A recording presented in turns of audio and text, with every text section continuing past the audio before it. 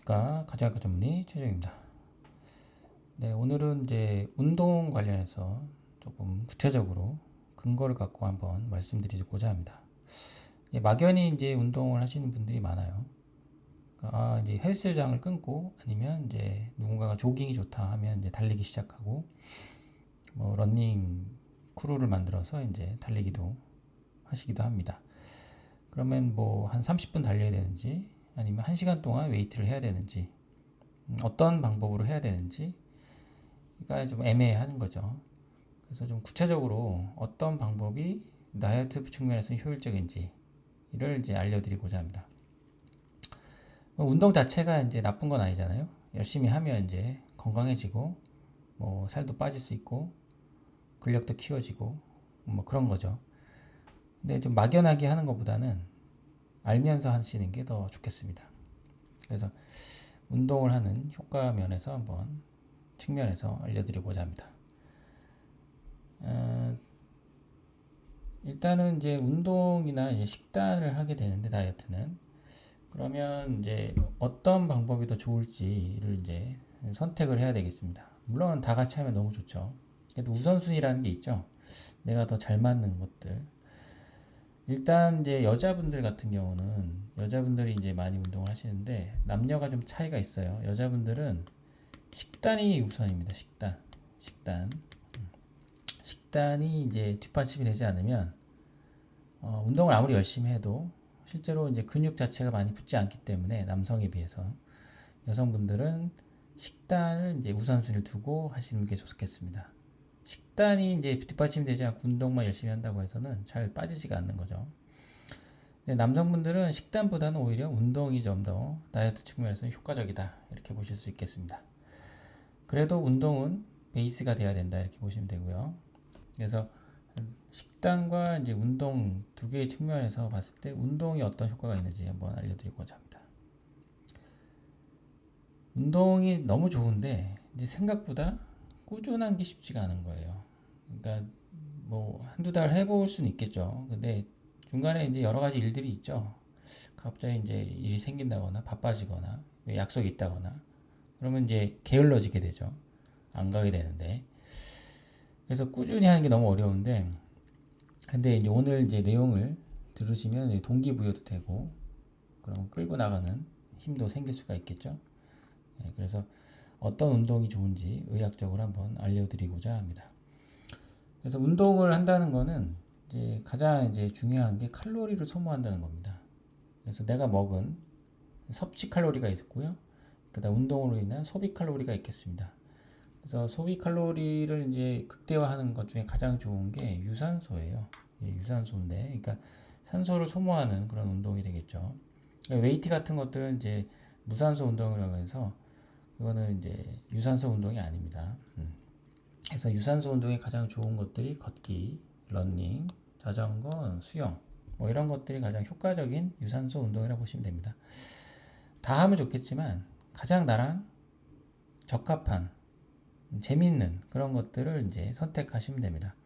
저 같은 경우는 이제 이 중에서도 이제 러닝이 가장 잘 맞기 때문에 매일매일 한 5km에서 10km 차이 정도를 달리고 있습니다.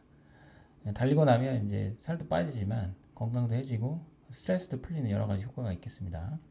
그래서 저 중에서 이제 나랑 가장 잘 맞는 그런 운동 방법을 선택하시면 좋겠죠. 네.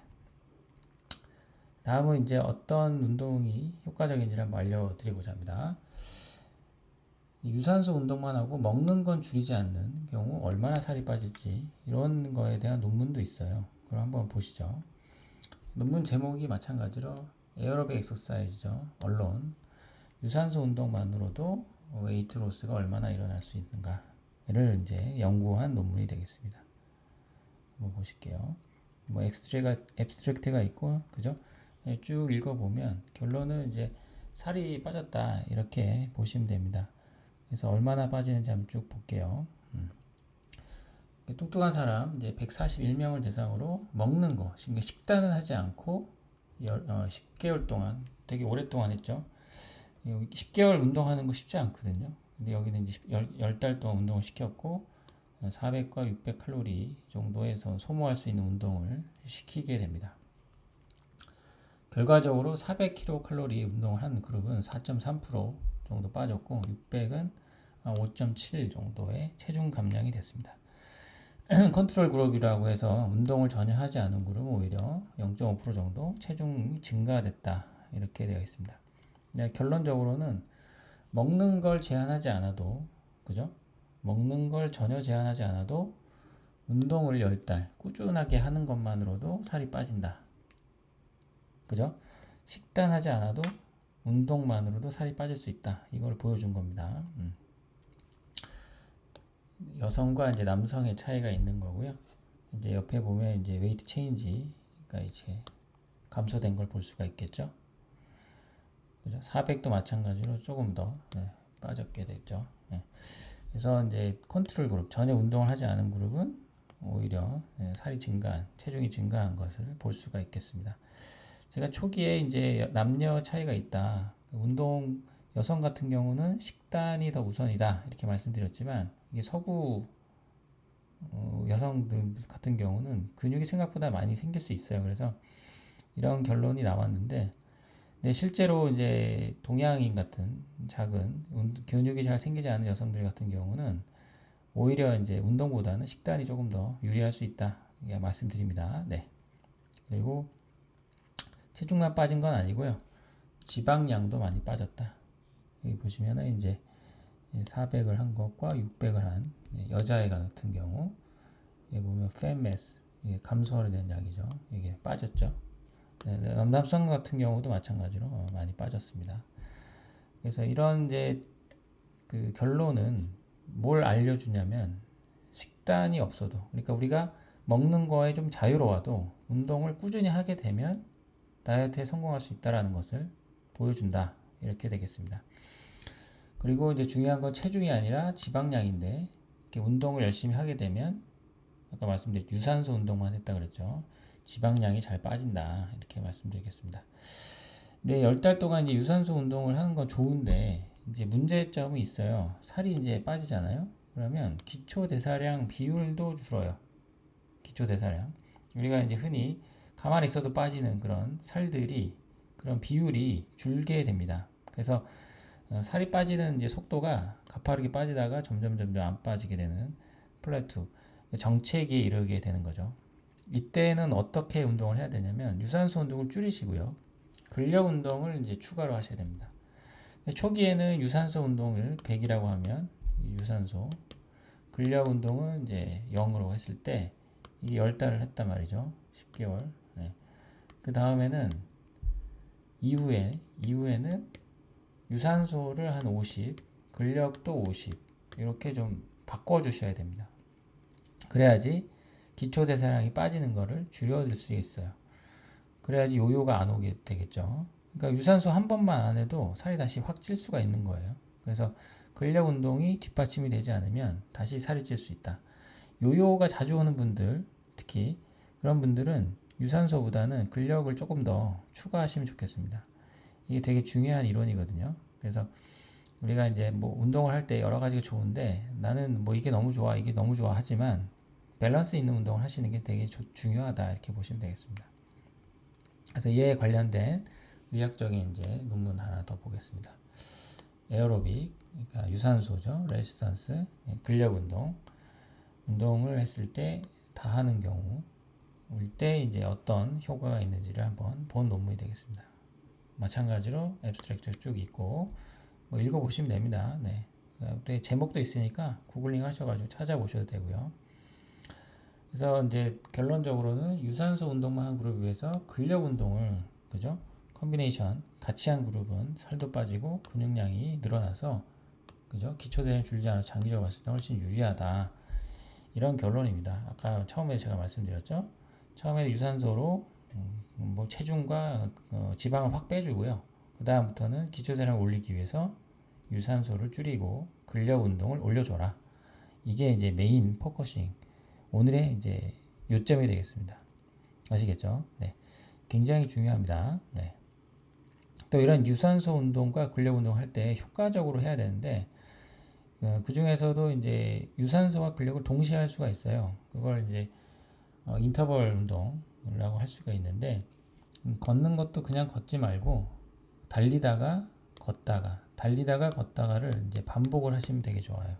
그래야 훨씬 효과적으로 지방이 탈 수 있고요. 여기에 이제 근력까지 붙을 수가 있겠죠. 이렇게 보시면은 이게 슬로우 페이스로 갔다가 갑자기 달려주고 슬로우 페이스로 갔다가 달려주고 이거를 이제 반복적으로 하는 거예요. 운동선수들이 가장 많이 하는 운동 중에 하나입니다. 인터벌 운동은. 네. 이거 이제 대략 한 10분 정도만 해도 그냥 막연하게 30분 걷는 것보다 훨씬 더 다이어트에 도움이 됩니다.